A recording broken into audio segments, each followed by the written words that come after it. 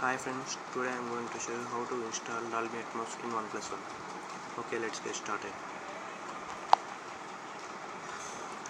I will give you a link in the description which has to be flashed in your custom ROM. This is the file DAP R6.5. I will show you. I have installed my Dolby ATOMS. Yeah, here is it. I play a song.